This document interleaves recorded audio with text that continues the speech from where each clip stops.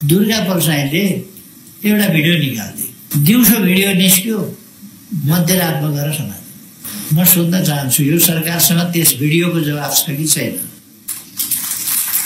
24 गतेको दिन JNG operation centre खोलेको छ त्यहाँ, जेएनजी अपरेसन सेन्टर। त्यहाँबाट अहिले बोर्ड हटाइयो त्यो, तर हामीले फोटो खिचेर राखिदियो त्यो घरको।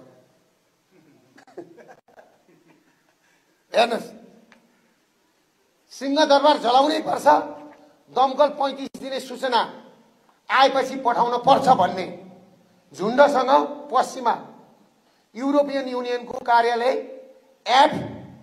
एमएफसीबी इन्फर्मेसन युनाइट नामको जेएनजी अपरेसन सेन्टरमा बसेर, जेएनजी अपरेसन सेन्टर हेर्नुहोस् त्यहाँ त्यतिखेर बनाएको अफिस हो बानेश्वरमा बसेर देश जलेको प्रोजेक्टरमा हेर्ने हालकी प्रधानमन्त्री गृहमन्त्रीलाई तपाईँ आम जनताले के भन्नुहुन्छ? म सरकारलाई भन्न चाहन्छु, दुर्गा प्रसाईलाई तुरुन्त छोड्नुहोस्, बोल्नै नपाइँदैन। मानवाधिकार आयोगले भनिसकेको छ, बोले बापतमै थुन्नु मानवाधिकारको उल्लङ्घन। सरकारलाई मानवाधिकारको उल्लङ्घन गर्ने अधिकार छैन भनेर मानवाधिकार आयोगले भनिसक्यो। सरकार बुझ्नुपर्छ, सरकारले पछाडि हट। कसलाई को मन पर्छ, कसलाई को मन पर्दैन होइन, तर केमा थुन्ने के नथुन्ने हुन्छ नि त। अपराधमा पो थुन्ने हो त। अनि भएको भिडियो बाहिर ल्याउनु अपराध हो। अनि स्वेच्छा अहिलेका गृहमन्त्री ओम प्रकाश अर्याल र अहिलेका प्रधानमन्त्री सुशीला कार्कीसँग एउटै घरको छतमा उहाँहरू 3 जना बसेर यो सिंहदरबार जलाउने काम गरेको मैले भिडियो पर्दाफास गरेपछि मलाई पक्राउ गरेको भन्छ। जहाँसम्म लाग्छ यो सरकारले उनीहरूको पर्दाफास हुने भएपछि पक्राउ गरे जस्तो देखिन्छ। बानेश्वरको एउटा घरको टपमा बसेर उहाँले आन्दोलनलाई कता जलाउने के जलाउने भनिराख्नु भएको थियो रे। दुर्गाजीले भनेको कुरालाई सापटी लिने हो भने पत्र के थमाएको छ भने सार्वजनिक शान्ति विरुद्धको कसुर भनेर थमाएको छ, जुन अत्यन्त कमजोर मुद्दा हो हैन। त्यो भएको हुनाले अहिले हाम्रो भनाइ के हो भने विशेष गरेर कुनै पनि नागरिकको स्वतन्त्र अभिव्यक्ति दिने अधिकार छ। त्यो स्वतन्त्र अभिव्यक्ति खोज्न पाइँदैन। नेपालको संविधान 2072 को धारा 17 को 1 ले स्पष्टका साथ भन्छ, नागरिकले अभिव्यक्ति दिएपछि अभिव्यक्तिका आधारमा सरकारले पक्राउ गर्ने यदि प्रचलन थालनी गर्यो भने भोलि यो देशमा कसैले पनि बोल्न पाउँदैन, कसैले पनि आफ्नो अभिव्यक्ति राख्न पाउँदैन। अभिव्यक्ति राख्न पाउनुपर्छ भनेर हिजो ठुल्ठुला युद्धहरू भएका छन्, ठुल्ठुला आन्दोलन भएका छन्।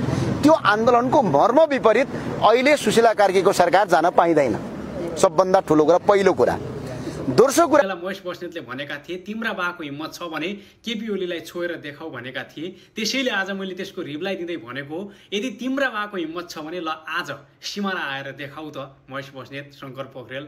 यो केही समय अगाडि मात्रै महेश बस्नेत र शङ्कर पोखरेल एमालेको युवाले चाहिँ विरोध जागरण सभा देखाउने भनेर सिमरामा आउँदै गरेको रहेछन् र जेनजी पुस्ताका साथीहरूले चाहिँ अब यो चाहिँ विरोध गर्नुपर्छ, आउन दिनुहुन्न, प्रवेश गर्न दिनु हुँदैन सिमरामा भनेर एयरपोर्ट नै कब्जा गरेको रहेछन्। कब्जा गर्दै चाहिँ एमालेकै भनौँ न समर्थक अथवा कार्यकर्ताले चाहिँ उल्टै सुरुमै पहिला नै हातपात गरेछन्। विरोध गर्दैमा कुट्ने अनि गुन्डा उतार्ने। मध्य प्रदेशमा के गर्दैछ एमाले थाहा छैन हामीलाई। दारूको पसलमा शपथ गर्नुहुन्छ मध्य प्रदेशमा, त्यहाँ के गर्न खोजिरहेको? कारबाही हुन्छ नै, कारबाही हुँदैन भने विद्रोह हुन्छ फेरि, अरू केही अप्सन छैन। त्यो पनि हातमै उत्रियो नि त एमाले, अब के हुन्छ त? अति यो नहुनुपर्ने कुरा भएको छ। आज गृहमन्त्रीजी लागिराख्नु भएको छ, सिडिओ साहबले पनि हामी कुरा गरेछौँ त, डिएससीसँग पनि कुरा भएको छ हाम्रो। देशभरिका युवाहरू मासु भात र पेट्रोलमा बिक्दै गर्दा सिमराका युवाहरू भने झोलेहरू विरुद्ध सडकमा उत्रिएका छन्। काठमाडौँबाट महेश बस्नेत सिमराको कार्यक्रममा आउने भन्ने खबर सुनेपछि सिमराका जेनजी युवाहरूले चाहिँ महेश बस्नेतलाई ल्यान्ड हुन नदिने भनेर सिमराको एयरपोर्ट नै घेराउ गरेका छन्। जेनजी आन्दोलनपछि नेताहरू पार्टीहरू सुध्रिएर जालान् भन्ने आश थियो, तर एमाले कहिल्यै पनि सुध्रिने छाड काटै देखाएन। जेनजी पछाडि झन् यिनीहरूको अराजक गतिविधिहरू चाहिँ एकदमै बढिरहेको बेलामा आज सिमरामा फेरि जेनजी युवाहरू चाहिँ प्रतिपादमा उत्रिएका छन्। सिमाराका युवाहरू एकदमै धेरै सचेत युवाहरू जस्तो लाग्यो मलाई। सिमाराका जेनजीहरूलाई चाहिँ 21 तोपको सलामी छ। यही नेताहरूले गर्दा, यही भ्रष्टाचारीहरूले गर्दा आज हामी कयौं युवाहरू चाहिँ विदेशी न बाध्य छौं। सिमाराबाट चलेको यो अभियानलाई अब देशैभरि पुर्याउन जरुरी छ जस्तो लाग्छ मलाई। महेश बस्नेतलाई धोबी हान्नको लागि सिमाराका जेनजीहरू रेडी भएर बसेका थिए, तर बिचरा जान सकेन क्या। सक्नु पर्यो नि, हिम्मत छ भने गएर देखा त एकचोटि होइन। जेनजीहरूलाई आतंककारी होइन देशद्रोही भन्ने सिमाराको युवा जागरण कार्यक्रममा जान खोज्दा चाहिँ उता जेनजीहरूले विमल स्थल चाहिँ कब्जा हानिसकेका रहेछन्। प्रहरीसँग सामान्य झडप पनि परेछ। हिम्मत छ भने त्यहाँ गएर देखाउनु पर्यो क्या। त्यो 2-4 जना चाहिँ गुण्डाहरू लिएर होइन त्यो मासु भात खुवाएर बियर खुवाएर यत्र पाखुरा भएका चाहिँ तिनीहरूलाई लगेर मात्रै त भएन नि त होइन। सक्नु पर्यो नि, ठाउँ छ, सकिन्छ।